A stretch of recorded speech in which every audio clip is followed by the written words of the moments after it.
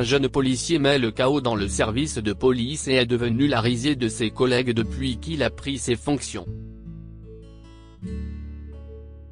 Un jour, sa maladresse prend un tournant lorsqu'il visite la maison d'une vieille dame disparue et entend un code morse derrière sa porte.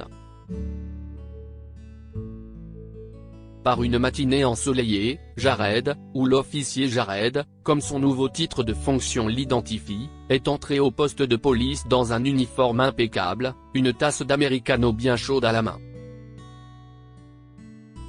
La journée d'aujourd'hui s'annonce exceptionnelle. Jared ne ferait pas d'erreur et ne prendrait pas les critiques de son collègue à la légère. Regardez, nous avons ici Jared l'épave. Qu'est ce que tu vas démolir aujourd'hui, hein, Jared ? Lui lança quelqu'un. Le jeune homme ne préoccupe pas. Il s'est calmement installé sur la chaise grinçante de son bureau et a allumé l'écran de son ordinateur. Toutefois, comme vous vous en doutez, le destin de Jared a toujours été drôle et embarrassant pour lui dans les moments les plus inopportuns. Bon sang. Oh non, non. Dieu, a-t-il crié quelques minutes plus tard, renversant par inadvertance la tasse de café sur les dossiers posés sur la table. Les collègues de Jared éclatèrent de rire et ne se lassèrent pas de se moquer de lui. Le pauvre Jared est à nouveau victime de brimade. Il s'est efforcé d'essuyer la table et, lorsqu'il a jeté les mouchoirs en papier taché de café dans la poubelle, les larmes lui sont montées aux yeux. Ce n'est pas ainsi qu'il imaginait sa vie de policier. Le père de Jared, aujourd'hui décédé, était, lui aussi, dans la police et lui avait inculqué la valeur de la protection et du dévouement à la patrie. Enfant, Jared s'habillait avec l'uniforme de police surdimensionné et la casquette de son père et s'admirait dans le miroir. « Papa.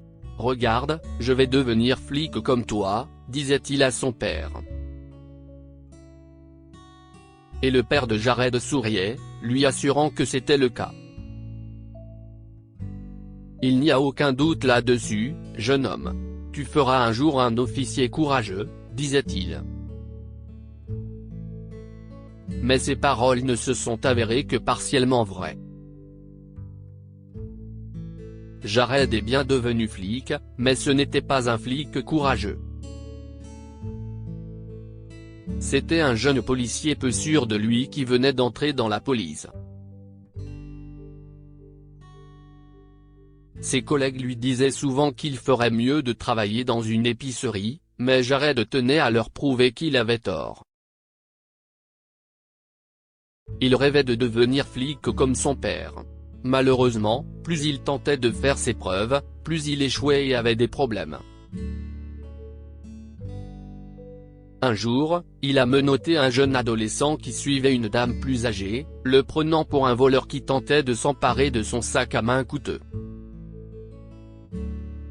Lorsque la dame plus âgée l'a aperçu en train d'amener l'enfant, elle a foncé sur lui, lui donnant des coups de canne agressifs dans l'estomac, et l'a frappé avec son sac à main. « Aïe. Aïe », s'écria Jared. « Si estime mon neveu », grogna-t-elle. « Dégage, espèce de flic incompétent ». L'autre fois, Jared a arrêté un homme pour avoir cassé la serrure de son voisin, et il s'est avéré que le voisin lui avait demandé de le faire pour sortir leur chaton après l'avoir accidentellement enfermé à l'intérieur. Si est le genre de désordre que Jared a créé depuis qu'il a rejoint le commissariat. Pendant que ses collègues travaillaient sur des affaires sérieuses, il recherchait des chats et des chiens disparus et aidait les personnes âgées de la ville à protéger leurs poubelles des ratons laveurs. En revenant de la poubelle vers son bureau, Jared se demandait s'il était fait pour être flic. Qu'avait-il accompli depuis le premier jour de son entrée en service? Rien de notable, après tout. Soudain, Le téléphone du commissariat sonna, sortant Jared de ses pensées déprimantes concernant sa carrière vouée à l'échec en tant que flic. L'officier supérieur West a répondu au téléphone comme d'habitude. Oui, très bien, vous êtes sûr de vous? Nous enverrons quelqu'un la voir. D'accord, d'accord, d'accord. Merci. Jared. L'officier West a appelé, et Jared s'est retourné pour lui faire face. Il y a une dame. Une madame Barrera. Ses voisins ne l'ont pas vue depuis 3 jours. Il suppose qu'elle a disparu, bien qu'il ne l'ait presque jamais vue quitter la maison. Cela vous dérangerait-il d'accompagner Ryan et de vérifier si elle va bien? Jared a souri en essuyant ses larmes. Cela ne me dérange pas du tout, a-t-il dit en s'exclamant. En fait, il se réjouissait de sa première affaire impliquant un humain. Pas de chat ou de chien, ni de raton laveur dans les poubelles cette fois-ci. Quel âge a-t-elle? Demanda l'officier Ryan. 78 ans, pour autant que je me souvienne, a dit l'agent West, les yeux fixés sur son ordinateur. Une vieille dame. Elle vit seule, semble-t-il. Je crois que je connais. Commença Jared, mais l'officier Ryan lui coupa la parole. Ah, vous connaissez les vieilles gens. Elle dormait probablement dans sa cave et n'a pas entendu la sonnette d'entrée. Nous avons déjà vu des cas similaires, n'est-ce pas? Allez, West. J'ai une autre affaire importante et j'ai besoin de vous. Laissez cet imbécile aller seul, a-t-il dit en désignant Jared. Ce n'est pas comme s'il faisait quelque chose d'intéressant au commissariat. En fait, son secteur est sous votre supervision. Par conséquent, vous et Jared allez sortir ensemble, a déclaré l'officier West, levant son regard froid de l'écran de l'ordinateur vers l'officier Ryan. Écoutez, explique l'officier West, je suis votre supérieur et je ne vous donne jamais d'ordre, mais cette femme qui m'a appelé semblait inquiète et elle a dit qu'elle voyait habituellement madame Barrera arroser les plantes de son jardin. Elle ne l'a pas fait depuis 3 jours, et elle ne répond pas à la porte. Et les voisins ont rapporté avoir entendu des coups et des mouvements inhabituels dans la maison. D'accord, peu importe. L'agent Ryan a roulé des yeux, s'est levé, a attrapé sa casquette de policier et est sorti du commissariat. Bonne chance, Jared. Tenez-moi au courant, disait l'agent West tandis que Jared s'est précipité pour suivre l'agent Ryan. Les 2 flics se sont ensuite rendus à la maison de madame Barrera, qui avait une grande pelouse, des clôtures blanches impeccables et une belle entrée. Cette dame a appelé le commissariat plusieurs fois, a dit Jared en regardant la maison par la vitre de la voiture. Quoi? Je la connais, a répondu Jared en se tournant vers l'officier Ryan. Cette dame qui nous a appelés au poste. Elle nous a demandé une fois de retrouver sa chatte perdue, mais la chatte était simplement tapie dans les buissons. Je l'ai retrouvée pour elle. Quelques jours plus tard, elle s'est à nouveau enfuie, et cette fois, je l'ai retrouvée dans les buissons. Morte. Pour l'amour du Christ, Jared, allez-vous rester assis ici toute la journée à raconter des histoires ou allez-vous voir cette vieille dame? J'espère vraiment que vous ne vivrez pas jusqu'à 78 ans. Vous serez tout aussi odieux que cette vieille dame, grommela l'agent Ryan. Ne continuez pas à me regarder en face. Descendez et vérifiez si elle va bien. Vous ne vous joignez pas à moi? A-t-il demandé. Tout ce qu'il a obtenu comme réponse, c'est que l'officier Ryan lui a dit qu'il ne méritait pas d'être policier. Dépité, Jared est allé voir lui-même Madame Barrera. Il a d'abord frappé à la porte de la voisine, qui avait appelé le commissariat pour exprimer son inquiétude au sujet de la vieille dame. Elle a déclaré que Madame Barrera n'avait jamais manqué un seul office religieux, mais que ce dimanche-là, elle ne s'était pas présentée à l'église et n'avait pas arrosé les plantes de son jardin depuis ce jour. En montant les marches du porche d'entrée de la maison de Madame Barrera, Jared regarda autour de lui. Rien ne semblait clocher. Tout était en place et les lumières de la maison étaient allumées, ce qui indiquait qu'elle n'était pas vide. Jared sonna et frappa à la porte. Madame Barrera ? Vous êtes là ? a-t-il demandé. Je suis l'officier Jared. J'ai déjà sauvé le chaton de votre voisine. Il n'y a pas eu de réponse. Écoutez, Madame Barrera, si vous ne répondez pas, je vais devoir casser la porte, a-t-il crié. Y a-t-il un autre moyen d'entrer dans la maison ? Madame Barrera, est-ce que c'est vous ? a-t-il demandé, et il y a eu un nouveau bruit sourd. Jared savait quoi faire. D'accord, Madame Barrera, nous allons jouer à un petit jeu, d'accord ? Il suffit de frapper, ou vous savez, de faire un bruit sourd si vous m'entendez. Il y a eu un bruit sourd. Bien, bien. Très bien. Maintenant. Avez-vous des ennuis ? Il y eut un autre bruit sourd. Mais avant que Jared ne puisse poser une autre question, il y eut plusieurs bruits sourds et des grattements, comme si quelqu'un traînait quelque chose sur le sol. Madame Barrera, s'écria-t-il. Est-ce un code Morse ? Est-ce que vous utilisez les bruits sourds comme des points et les griffures comme des tirets ? Il y eut un bruit sourd. Bingo, cria Jared.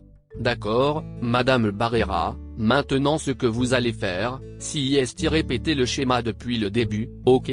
J'ai un mouchoir dans ma poche, et...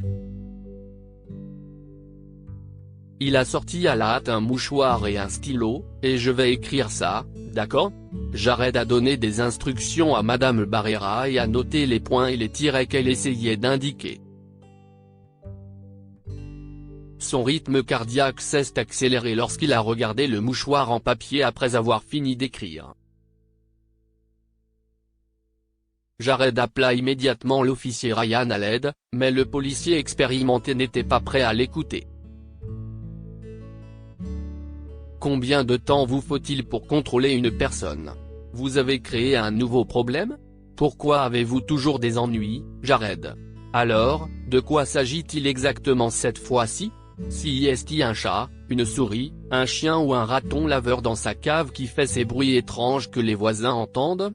Officier Ryan, a dit Jared d'une voix tremblante. Madame Barrera est en danger. Elle demande de l'aide en code Morse, et... En code Morse ? A-t-il dit en riant. Gamin, vous avez des hallucinations ? Vous êtes trop jeune pour de tels problèmes de mémoire. Vous croyez qu'une vieille dame comme elle utiliserait un code Morse ? Je le jure devant Dieu. J'ai besoin de votre aide pour défoncer sa porte. Pour être sûr, j'appelle les secours. Je m'inquiète de savoir pourquoi elle ne peut pas parler. Jared raccrocha et composa le numéro des ambulanciers. Est-ce qu'il vient de me raccrocher au nez ? L'agent Ryan a sauté de son véhicule et a monté les marches de la maison de Madame Barrera en courant, furieux. Il aurait probablement dit d'autres choses blessantes à Jared si l'homme n'avait pas posé d'autres questions à Madame Barrera et reçu des réponses sous forme de bruits sourds avant que les sons ne s'arrêtent. Lorsque les deux agents ont enfoncé la porte de Madame Barrera, ils l'ont trouvée inconsciente au milieu du salon, avec sa vieille canne à côté d'elle. Elle devait frapper avec sa canne, supposa Jared. L'agent Ryan avait honte d'avoir douté de Jared. Heureusement, les secours sont arrivés sur les lieux juste à temps et Madame Barrera a été emmenée à l'hôpital. Les médecins ont dit que s'il avait attendu plus longtemps pour l'emmener à l'hôpital, les résultats auraient pu être désastreux. Madame Barrera s'était cassé la hanche il y a quelques jours et était si faible qu'elle ne pouvait même pas se lever. À cause de la douleur, elle pouvait à peine parler, et comme la porte était hors de sa portée, elle ne pouvait pas répondre. Heureusement, elle savait ce qu'était le code Morse et pouvait le faire à l'aide de sa canne. Mais au moment où ils ont ouvert la porte, ses forces l'ont abandonnée et elle s'est évanouie. Jared a décidé de rendre visite à Madame Barrera et a été surpris de rencontrer le chef de la police de l'État, qui lui rendait également visite. Ce qui l'a le plus surpris, c'est que l'officier supérieur s'est approché de lui et lui a serré la main. « Merci d'avoir sauvé la mère de mon défunt collègue, monsieur l'agent », lui a-t-il dit. Vous avez dû voir la photo de l'agent Barrera dans notre service de police, a-t-il ajouté, voyant le regard perplexe de Jared. Celui-ci acquiesce à point l'officier Barrera a sacrifié sa vie dans l'exercice de ses fonctions. Madame Barrera vit seule depuis sa mort et aucun membre de sa famille ne lui a rendu visite. Elle est la mère de feu l'officier Barrera. Je me sens très mal. Je n'ai pas pu aller la voir souvent non plus. Mais vous nous avez rendus fiers aujourd'hui. Vous lui avez sauvé la vie. Merci, a-t-il ajouté, et les joues de Jared sont devenues rouges. J'ai simplement fait mon travail, monsieur, a-t-il répondu poliment. Votre défunt père sera très fier de vous, Jared, a soudainement déclaré le chef de la police.